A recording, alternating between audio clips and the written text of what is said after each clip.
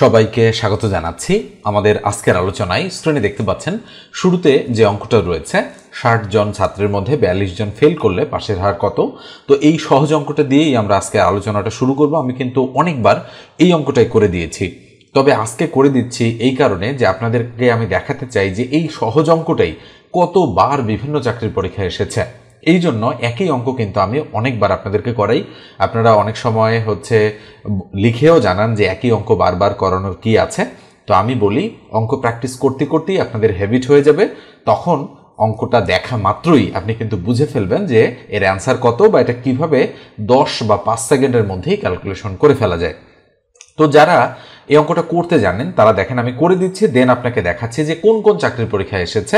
তো দেখেন এটা বাংলাদেশ সেনাবাহিনীর অদক্ষ অফিসার পদে 17/5/2025 এসেছে। তো পদের নামটা একটু অন্যরকম, ঠিক আছে। তো বিলিভ ইট অর নট, এই অঙ্কটা বিসিএস এ এসেছে এবং জজের নিয়োগ পরীক্ষা থেকে শুরু করে প্রাইমারি নিবন্ধন অসংখ্য চাকরির পরীক্ষায় হুবহু এই অঙ্কটা এসেছে এবং অপশন সহ তারা কিন্তু রিপিট করেছে। তো দেখেন ৬০ জন মোট ছাত্র, তাহলে আমরা অঙ্কটা যদি করি তাহলে মোট হচ্ছে ৬০ জন, তাহলে ৪২ জন ফেল করেছে। তাহলে ফেল করেছে কতজন? ৪২ জন। তাহলে বলেন তো পাশ করেছে কতজন? তাহলে অবশ্যই ৬০ থেকে যদি আমি ৪২ জন ফেলটা বাদ দেই তাহলে পাশ পাবো 18 জন। তাহলে 18 জন পাশ করেছে, ৪২ জন ফেল করেছে, মোট ছাত্রছাত্রী ৬০ জন। বলেছে পাশের হার কত? তাহলে আমরা বলবো এভাবে পাশের হার ইকুয়াল, তাহলে মোট ছাত্রছাত্রী এখানে পাশকৃত ছাত্রছাত্রী গুণন হচ্ছে 100। তাহলে কিভাবে বের হবে? মোট ছাত্রছাত্রী কত? 60, পাশকৃত ছাত্রছাত্রী কত? 18, আর গুণন কত? 100। এটা ক্যালকুলেশন করলে যেটা হবে সেটাই অ্যান্সার। 0 0 ক্রস করে দিলাম, 6 দ্বারা 18কে কাটলে 3, 3 আর 10 গুণ করলে 3 10 30, তার মানে 30%। দেখেন এই যে গ নম্বর যে অপশনটা রয়েছে সেটা হচ্ছে আমাদের অ্যাপ্রোপ্রিয়েট অ্যান্সার। তো এইবার আসেন এটা আমি মুছে দিচ্ছি, মুছে দিয়ে আপনাদেরকে দেখাচ্ছি এবার যে এই অঙ্কটা কতবার বিভিন্ন চাকরি পরীক্ষা এসেছে। আমরা প্রত্যেকটা অঙ্ক করার সময় একটু খেয়াল করব যে আসলে কতবার এসেছে। আমি যে কথাগুলো বলি সেগুলো আসলে কিভাবে বলি সেটা আমি আপনাদেরকে একটু দেখানোর চেষ্টা করব। নিঃসন্দেহে স্ক্রিনটা দেখতে পাচ্ছেন, এই যে দেখেন ৬০ জন ছাত্রের মধ্যে ৪২ জন ফেল করলে পাশের হার কত? এই যে 30%, এটা এসেছে 24তম বিসিএস এ। পরের প্রশ্নটা দেখেন ৬০ জন ছাত্রের মধ্যে ৪২ জন ফেল করলে পাশের হার কত? 30%। অঙ্ক কিন্তু এতটুকুও কম বেশি নেই, একেবারে হুবহু বলা যেতে পারে। ৬০ জন ছাত্রের মধ্যে ৪২ জন ফেল করলে পাশের হার কত? এটা সহকারী জজ, যেটা আমি বললাম আপনাদেরকে। পরের প্রশ্নটা দেখেন ৬০ জন ছাত্রের মধ্যে ৪২ জন ফেল করলে পাশের হার কত? 30%, এটা এসেছে অফিস সহকারী কাম কম্পিউটার অপারেটর পদে 2011 সালে। পরের প্রশ্নটা দেখেন আমি দেখাচ্ছি, একই প্রশ্ন দেখেন, এটা এসেছে স্বরাষ্ট্র মন্ত্রণালয়ের মাদকদ্রব্য নিয়ন্ত্রণ অধিদপ্তরের পরিদর্শক পদে 2013-তে। এটা এসেছে প্রবাসী কল্যাণ ও বৈদেশিক মন্ত্রণালয়ে 2012 সালে। একই দেখেন, কোনো পার্থক্য নেই, শুধু ক খ গ ঘ মানে অপশন যেগুলো রয়েছে দেখেন এখানে 25 30 আর এখানে 25 28 30 32, তার মানে অপশনগুলোর মধ্যে তারা চেঞ্জ করেছে কিন্তু মূল প্রশ্নটা সব জায়গায় একই রয়েছে। ঠিক আছে, আমি একটু দেখাচ্ছি, ভালো করে একটু খেয়াল করে দেখেন আপনারা কতবার এসেছে। প্রত্যেকটাই কিন্তু আলাদা আলাদা নিয়োগ পরীক্ষার প্রশ্ন, কোনোটাও কিন্তু একই নিয়োগ পরীক্ষার প্রশ্ন এখানে নয়। তো দেখতে পাচ্ছেন যে কতবার এসেছে। তো দেখেন এই যে সহকারী জুনিয়র ইঞ্জিনিয়ার পদে এসেছে একই প্রশ্ন, এবং এখানে এটা পেজ নম্বর 1 এবং নিচে পেজ নম্বর 2 রয়েছে। তার মানে এখানে তো 15টা দেখালাম, আরও আছে দ্বিতীয় পেজে এসেছে হুবহু এটাই, আরও অনেকবার রয়েছে। ঠিক আছে, তো এবার আমরা পরের প্রশ্নে চলে যাচ্ছি। স্ক্রিনের এই প্রশ্নটা দেখেন কি বলা হচ্ছে, 1 হতে 50 পর্যন্ত ক্রমিক সংখ্যাগুলোর যোগফল কত? তো এই যে প্রশ্নটা, আমি এই প্রশ্নটা আপনাদেরকে শর্টকাট মেথড এবং ডিটেলস মেথড, এই দুই মেথডেই কিন্তু শিখিয়েছি। তো শর্টকাটটা আমি আলোচনা করি। শর্টকাটে কিভাবে, যদি সিরিয়ালি হয়, যেহেতু ক্রমিক বলেছে তার মানে অবশ্যই সংখ্যাগুলো সিরিয়ালি 1 থেকে 50 পর্যন্ত বলেছে, তাহলে সবশেষ সংখ্যাটা কত? 50। তো 50-এর সাথে এই 1 যোগ করবেন, যোগ করে বসাবেন। আমি কিন্তু শর্টকাট মেথড দেখাচ্ছি, 50 আর 1 51, আর এর সাথে গুণ দেবেন। এই সংখ্যাটা 50, 50-এর অর্ধেক কত? 25, তাহলে 25 গুণ করলে কত হয়? 51 আর 25 গুণ করলে হচ্ছে আমরা বলতে পারি 4 12 48, 12 থাকলো 3, 3 মানে 75, এই যে 1275 হয়ে গেল। এটা কিন্তু শর্টকাট গুণ করার একটা প্রসেস আমি মেনটেন করে গুণটা করলাম। তাহলে দেখেন 1275 হচ্ছে আমাদের অ্যাপ্রোপ্রিয়েট অ্যান্সার। তো এবার আমি একটু দেখব যে ডিটেলস মেথডে কিভাবে করা যেতে পারে অঙ্কটা। তো ডিটেলস মেথডে কি করতে হবে, যেহেতু যোগফল আমাদের জানতে যাচ্ছে, আমাদের সূত্র জানতে হবে। সূত্র কি? সূত্র হচ্ছে SN equal n into n+1 ভাগ হচ্ছে 2। এটা হচ্ছে আমাদের রুল। n কি? n হচ্ছে এখানে পদ সংখ্যা। কয়টা পদ আছে? 50টা। তাহলে 50 যোগ 1 ভাগ হচ্ছে 2। কাটাকাটি যদি করি আমি, 25 দুগুণ 50, তাহলে থাকলো 25 ইন্টু 50 আর 1 51। তাহলে দেখেন 25 আর 51 গুণ করলে অবশ্যই 1275 হয়ে যাচ্ছে। তার মানে আমাদের কিন্তু এই মেথডটাও খুব একটা কঠিন নয়, এটাও ইজি মেথড। তবে যদি আপনি এমসিকিউ পরীক্ষায় কয়েক সেকেন্ডের মধ্যে অঙ্কটা করতে চান, তাহলে কিন্তু এই যেভাবে আমি করে দিলাম সেভাবেই আপনাকে অ্যাপ্লাই করে দিতে হবে। পরীক্ষার হলে প্রশ্নপত্রের মধ্যেই লিখে লিখে আপনাকে অঙ্কটা সলিউশন করতে হবে। স্ক্রিনের এই অঙ্কটা দেখেন। এই অঙ্কটাতে কি বলা হচ্ছে যে একটি পণ্য 480 টাকায় বিক্রয় করলে 20% ক্ষতি হয়, পণ্যটির ক্রয় মূল্য কত? তো দেখেন তো দেখি অঙ্কটা পড়ে যে আমরা হচ্ছে কি বুঝতে পারলাম যে 480 টাকায় বিক্রয় করলে 20% ক্ষতি হয়। তার মানে হচ্ছে ক্রয় মূল্য নিশ্চয়ই আরও বেশি ছিল 480 টাকার চেয়ে, সেজন্য 480 টাকায় বিক্রি করার পরেও 20% ক্ষতি হয়েছে। বলা হচ্ছে ক্রয় মূল্য কত। তো মনে রাখেন ক্রয় মূল্য পার্সেন্টেজের অঙ্কে 100%। তো 100%-এর ভ্যালু কত হবে সেটা বের করতে বলেছে আমাদেরকে। তো সেটা বের করতে পারলেই আমরা অঙ্কটা হচ্ছে মনে করব যে সলিউশন হয়ে গিয়েছে। তো যেহেতু 20% ক্ষতি হয়েছে, তাহলে আমরা বলতে পারি 80%-এর ভ্যালু হচ্ছে 480 টাকা। কেননা 480 টাকায় বিক্রয় করে 20% ক্ষতি হয়েছে, তার মানে এই 480 টাকা 80%-এর সমতুল্য। তাহলে 1% কত? তাহলে নিঃসন্দেহে উপরে 480, তার নিচে 80। তাহলে 100% কত? যেহেতু আমাদের 100% বের করতে বলেছে, উপরে 480 গুণন হচ্ছে 100, তার নিচে হচ্ছে 80। 0 0 ক্রস করে দিলাম।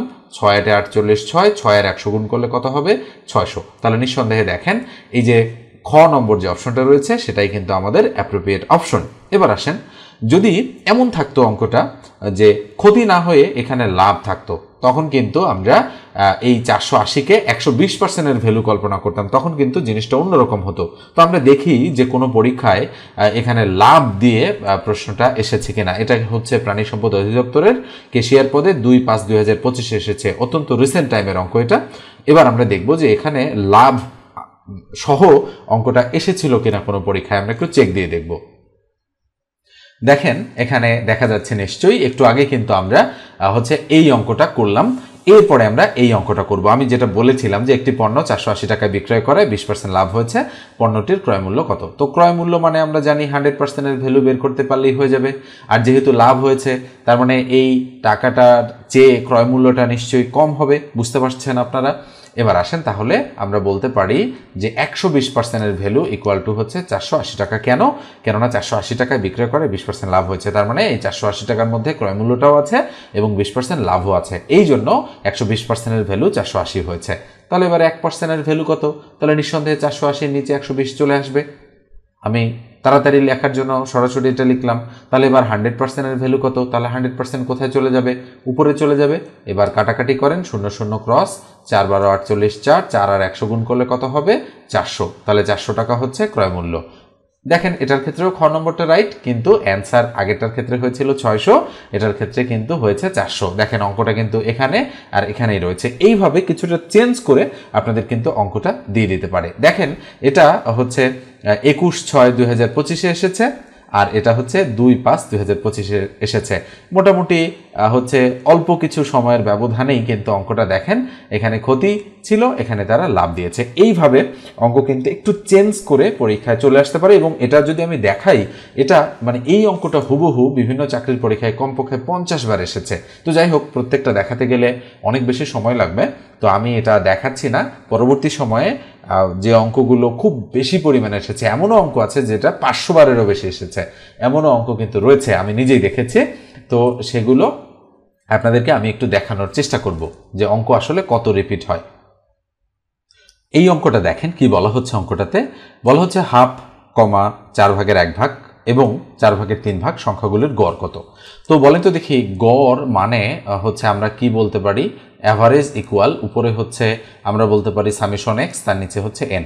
এটা হচ্ছে আমরা যদি পরিসংখ্যানে করি তাহলে x bar equal summation x ভাগ এন, এটা হচ্ছে গড়ের সূত্র।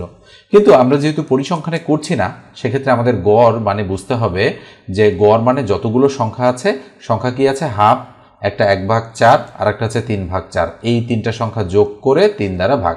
নিশ্চিতভাবেই আপনারা বোঝেন। আমি যদি বলি যে হচ্ছে ধরেন আপনারা 3 জন বন্ধু রয়েছেন, আপনাদের বন্ধু 3 জনের গড় বয়স কত, তাহলে 3 জনের বয়স যোগ করে 3 দ্বারা ভাগ করলে যেটা হবে সেটাই। তো নিঃসন্দেহে এটাও বোঝা যাচ্ছে যে এই তিনটা সংখ্যার গড় হচ্ছে সংখ্যা তিনটা যোগ করে 3 দ্বারা ভাগ। তাহলে ইকুয়াল টান দিলাম, তাহলে এখানে লসাগু কত হবে, 2 4 4 এর লসাগু কত, 2 4 4। তাহলে আমরা যদি 2 দিয়ে দেই, 2 1 2, 2 2 4, 2 2 4। আবার যদি 2 দিয়ে দেই তাহলে 2 1 2, 2 1 2। আমি একটু করালাম, যদিও আমি জানি লসাগু 4 হবে, 2 2 4 লসাগু। তাহলে 4 দ্বারা 2 দ্বারা 4কে ভাগ করলে 2, তাহলে উপরে 2 1 2, 4 দ্বারা 4কে ভাগ করলে 1 1 1 1, প্লাস 4 দ্বারা 4কে ভাগ করলে 1 3 1 3, আর নিচে কত, 3 তো আছেই, ইকুয়াল টান দিলাম, নিচে 3 থাকলো, উপরে কত হবে, উপরে হবে 3 2 5 আর 1 6, তার নিচে হবে 4, তাহলে ইকুয়াল, তাহলে উপরে 6 তার নিচে 4। তাহলে আমি কি করলাম, 6/4 রাখলাম, এই ভাগ চিহ্নটাকে আমি গুণ করে দিলাম, 3 এর নিচে 1 আছে, 1 চলে গেল উপরে আর 3 চলে আসলো নিচে, কাটাকাটি করলে 3 2 6 আর 2 1 2, 2 2 4, তার মানে হাফ হচ্ছে আমাদের অ্যাপ্রোপ্রিয়েট অ্যান্সার। এই যে দেখেন হাফ অ্যান্সার, তার মানে ক নম্বর যে অপশনটা রয়েছে সেটাই হচ্ছে আমাদের সঠিক উত্তর। এবার আমরা পরের প্রশ্নে চলে যাচ্ছি। এবারে এই অঙ্কটা দেখেন, এই অঙ্কটাতে কি বলা হচ্ছে, 5/7 গুণন 7/5 ভাগ 1 বিয়োগ 0.01 ইকুয়াল টু কত। তো এটা কিন্তু সরলের সময় আমরা ব এর ভাগু জো বি এই রুলটা কিন্তু সবসময়ের জন্য অ্যাপ্লাই করব। ইংরেজিতে যেটাকে আমরা বলি BODMAS, বদমাস রুল। তো খেয়াল করে দেখেন এই বদমাস রুলটা কিভাবে কাজ করে। বিতে ব্র্যাকেট, ওতে অফ, ডিতে ডিভিশন, এমতে মাল্টিপ্লিকেশন, এতে অ্যাড আর এসতে সাবস্ট্রাকশন। তার মানে বন্ধনী এর ভাগ গুণ যোগ বিয়োগ এভাবে। তাহলে সিরিয়াল অনুযায়ী কাজ করতে হবে। প্রথমে 5/7 ঠিক থাকবে, গুণন 7/5 ঠিক থাকবে। এইবারে মানে এই লাইনের পরের লাইনে আমরা কিন্তু ক্যালকুলেশন করছি সরাসরি। তাহলে ভাগ আছে, ভাগ চিহ্নটাকে গুণ করলাম, 1 এর নিচে 1 আছে, তাহলে একটা যাবে উপরে, এই একটা আসবে নিচে। জাস্ট প্রপার নিয়মে ক্যালকুলেশন করছি, -0.01। এবার গুণের কাজ, তাহলে ভাগের কাজ শেষ হয়েছে, এবার গুণের কাজ করব আমরা। তাহলে গুণ যদি আমরা করি তাহলে 5 5 ক্রস 7 7 ক্রস, তাহলে থাকলো 1। 1 দ্বারা যদি আমরা 1কে গুণ করি তাহলে কত হবে, এখানে কিন্তু 1 থাকে, 1 দ্বারা 1কে গুণ করলে 1, তার মানে যা আছে পুরোটাই 1, -0.01। তাহলে 1 থেকে 0.01 বাদ দিলে 0.99 থাকে, তাই এটাই সঠিক উত্তর। এখন এই যে বিয়োগটা আমি করলাম এটাও কিন্তু অনেকের প্রবলেম হতে পারে, এই জন্য আমি করছি কি 1.00 আর 0.01। দেখেন এটাকে আমি কিন্তু এভাবে লিখে নিয়েছি, হ্যাঁ এভাবে লিখে নিয়েছি যাতে সুবিধা হয়। তাহলে 1 আছে 10 মিলাতে 9, হাতে 1, 1 আছে 10 মিলাতে 9, হাতে 1, দশমিকের জায়গায় দশমিক দিলাম, 1 1 মিলে গেল 0, এই যে দেখেন 0.99, এটাই হচ্ছে অ্যাপ্রোপ্রিয়েট অ্যান্সার। এভাবেই কিন্তু বুঝে বুঝে করতে হবে। এবার আমরা পরেরটাতে চলে যাচ্ছি। এই অঙ্কটা দেখেন, অঙ্কটাতে কি বলা হচ্ছে, লগের বেজ হচ্ছে 10, 0.01 রয়েছে, বলা হচ্ছে এটা ইকুয়াল টু হোয়াট। তো আমরা একটা সূত্র আগে আপনাদেরকে একটু শেখাই, সেটা হচ্ছে লগ a বেজ a, তার মান কিন্তু 1। তো একইভাবে যদি আমি বলি লগ 2 বেজ 2, তার মান কত, 1। একইভাবে লগ 100 বেজ 100, তার মানও কিন্তু 1। এই জিনিসটা একটু খেয়াল রাখবেন। তাহলে আমরা অঙ্কটা তুলছি, লগের বেজ হচ্ছে 10 আর সোজাসুজি রয়েছে 0.01। তাহলে দশমিক তুলে দিলে নিচে একটা 1 হয় আর 2 ঘরের জন্য 2টা 0 হয়। তাহলে কত থাকে বলেন তো, লগ বেজ 10 উপরে 1, তার নিচে কত, 100। তাহলে আমরা কি করতে পারি, লগের বেজ হচ্ছে 10, এটাকে আমরা 10-এর স্কোয়ার করতে পারি, তার উপরে 1। নিঃসন্দেহে বুঝেন যে 100 মানে 10-এর স্কোয়ার। কেন করলাম, এই রুলটাকে মানানোর জন্য আমরা এই কাজটা করলাম। তাহলে লগ 10 এটাকে আমরা করতে পারি 10 ইনভার্স 2। এখন এই ইনভার্সের ক্যালকুলেশন যদি আপনাদের বুঝতে সমস্যা হয় তাহলে কিন্তু আপনাদের একটু বেসিক শেখার প্রয়োজনীয়তা রয়েছে। তো আমার লগের বেশ কিছু ভিডিও আছে, চাইলে সেগুলো আপনারা দেখে আসতে পারেন। লগ ও সূচকের বিভিন্ন সমস্যার সমাধান এরকম টাইটেলের ভিডিও রয়েছে, মানে সেখানে স্ক্রিনেই দেখলেই আপনারা বুঝতে পাবেন এগুলো লগ সূচকের অঙ্কের হচ্ছে ভিডিও, সেগুলো দেখে আসলে ডাউটটা ক্লিয়ার হয়ে যাবে। তাহলে কি বোঝা যাচ্ছে, -2টা সামনে আসলো, তাহলে -2 লগ হচ্ছে 10 বেস 10। তাহলে বলেন তো এইটুক মানে কত, 1। নিঃসন্দেহে বোঝা যাচ্ছে, তাহলে -2 × 1 = -2। তার মানে আমাদের সঠিক উত্তর হচ্ছে খ নম্বর যে অপশনটা রয়েছে সেটা। স্ক্রিনের এই অঙ্কটা দেখেন, অঙ্কটা কিন্তু হচ্ছে মোটামুটি সুন্দর অঙ্ক রয়েছে এবং সহজের মধ্যেই মানে মিডিয়াম টাইপের কঠিন বলা চলে। 1+3+5+7+... যোগ 21 = কত। তো আমরা চাইলে ম্যানুয়ালিও কিন্তু অঙ্কটা করতে পারি, আবার চাইলে সূত্র প্রয়োগ করেও কিন্তু আমরা অঙ্কটা করতে পারি। তো আমরা একটু ম্যানুয়াল প্রসেস দেখাই আপনাদেরকে। তো যেহেতু বলা হচ্ছে মাত্র 23 পর্যন্ত সংখ্যাগুলো, তাহলে 1, 1-এর পরে 3, 3-এর পরে 5, 5-এর পরে 7, 7-এর পরে 9 হবে, 9-এর পরে 11, তারপরে 13, 15, 17, 19, তারপরে 21, তারপরে 23। এই কয়েকটা সংখ্যা যোগ করলে আমাদের কিন্তু অ্যান্সার চলে আসবে। দেখেন 3 আর 1-এ 4, 9 আর 4-এ হচ্ছে 13, 13 আর 7-এ 20, আর 5-এ 25, 26, 27, 28, 29, 29 আর 9 কত 38, 38 আর 7 কত 45, 45, 5-এ 50, 50 আর 4-এ 54, 54, 4 হাতে 5, 5 আর 2 7, 2 9 আর 1 10, 11, 12, 13, 14, তাহলে 144। তো অ্যান্সার 144 সরাসরি নেই, স্কোয়ার আকারে রয়েছে। তো আমরা বলতে পারি 12-এর স্কোয়ার মানে হচ্ছে 144, তার মানে ক নম্বর অপশনটাই আমাদের হচ্ছে রাইট অপশন হয়ে যাচ্ছে। তো এইবার আসেন, সরি, তো দেখেন তাহলে 144 রাইট। এবার যদি আপনি বলেন যে না অঙ্কটার এখানে 23 না থেকে যদি হচ্ছে 123 থাকতো, তখন তো আর আমি এভাবে সিরিয়াল অনুযায়ী করতে পারতাম না, তখন আমি কি করতাম, সেই তখনকার জন্য কিন্তু আপনাদের অবশ্যই সূত্র দিয়েই অঙ্কটা করতে হবে। তাহলে আমরা সূত্র প্রয়োগ করতে পারি, যেহেতু সমষ্টি নির্ণয় করতে বলেছে, তাহলে আমরা সমষ্টির সূত্র জানি, Sn = n/2 × 2a plus n-1 into হচ্ছে ডি। মনে রাখবেন যখন সিরিয়াল মেনটেন করা থাকে তখন কিন্তু সূত্র প্রয়োগ হয় n × n+1/2, আর যখন সিরিয়াল মেনটেন থাকে না অর্থাৎ গ্যাপ থাকে সংখ্যাগুলোর মধ্যে, সেক্ষেত্রে সমষ্টি বের করার সূত্র কিন্তু চেঞ্জ হয়ে এটা হয়ে যায়। এটাও সমষ্টি বের করার সূত্র, এটা হচ্ছে ধারাবাহিক সংখ্যার হচ্ছে বা ক্রমিক সংখ্যার যোগফল নির্ণয়ের সূত্র, আর এটা হচ্ছে যদি সংখ্যাগুলো ধারাবাহিক বা ক্রমিক না হয় কিন্তু সমান্তর ধারা হয়, সেক্ষেত্রে আমরা এই রুলটা অ্যাপ্লাই করতে পারি। আর এখানে n মানে হচ্ছে পদ সংখ্যা, মনে রাখতে হবে কয়টা পদ আছে সেটা বের করতে হবে। তো এখন n এর মান তো আমরা জানি না, কেননা এখানে কয়টা পদ আছে সেটা তো আমাদের জানা নেই। আর এই 23 কিন্তু শেষ পদ, এটা কিন্তু পদ সংখ্যা না, তাহলে শেষ পদ ইকুয়াল a + n-1 × d, এটা কিন্তু আমরা জানি। অর্থাৎ এখান থেকে পদ সংখ্যা আমরা বের করে নিতে পারবো, এই n কিন্তু এখানকার পদ সংখ্যা। তাহলে শেষ পদ হচ্ছে 23 ইন্টু a হচ্ছে প্রথম পদ 1 প্লাস n এর মান বের করবো, n-1 × d হচ্ছে 3 থেকে 1 বাদ দিলে 2, তাহলে 2। তাহলে 23 = 1 + 2n-2, তাহলে 23 = হচ্ছে 2n, 1 থেকে -2 করলে -1 থাকে, তাহলে এই 1 এইদিকে গেলে প্লাস হবে, তাহলে 24 = 2n। সুতরাং n এর ভ্যালু হচ্ছে 24কে 2 দিয়ে ভাগ করলে 12। তাহলে কত হবে বলেন তো দেখি, n এর ভ্যালু হচ্ছে 12/2 ইন্টু 2 ইন্টু এর ভ্যালু কত, এর ভ্যালু হচ্ছে 1, 1 বসাই দিলাম, প্লাস n মানে কত, n মানে হচ্ছে 12 - 1 ইন্টু d এর ভ্যালু কত, d এর ভ্যালু হচ্ছে আমাদের 2। এই যে এটা ক্যালকুলেশন করলে যেটা হবে সেটাই নিঃসন্দেহে 144 হবে। কাটাকাটি করি, 6 × 2 = 12, তাহলে 6 ব্র্যাকেট দিলাম, 2 × 1 = 2 যোগ 12 থেকে 1 গেলে 11, 11 × 2 = 22, তাহলে কত হলো 22 আর 2 = 24।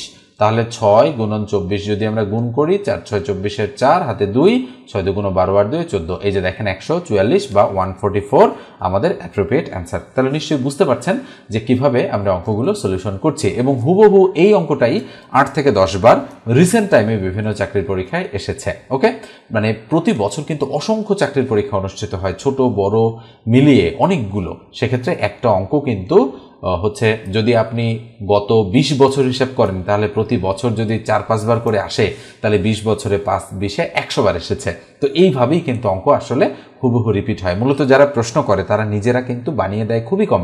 যদি 20টা অঙ্ক পরীক্ষায় আসে, তাহলে 2-3টা হয়তো সর্বোচ্চ 5টা বানাতে পারে, এর বেশি না। কিন্তু বাকি 15টা অঙ্ক তারা অবশ্যই কোনো না কোনো বই থেকে তুলে দেবে, আর কোনো না কোনো বই থেকে যদি তুলে দেয় তাহলে বইয়ে কোথাকার অঙ্ক থাকে, চাকরির পরীক্ষায় বিগত সালে আসা অঙ্কগুলোই তো থাকে, তাই না? এই জন্য অঙ্ক যদি আপনি মোটামুটি প্র্যাকটিস করতে পারেন 1000-এর কাছাকাছি, তাহলে অনায়াসেই বিভিন্ন চাকরির পরীক্ষায় 70 থেকে 80% হুবহু কমন পেয়ে যাবেন। একবার করেই দেখেন, তাহলেই বুঝতে পারবেন যে আসলে আপনি কতটুকু অ্যাডভান্স লেভেলে চলে যেতে পারবেন।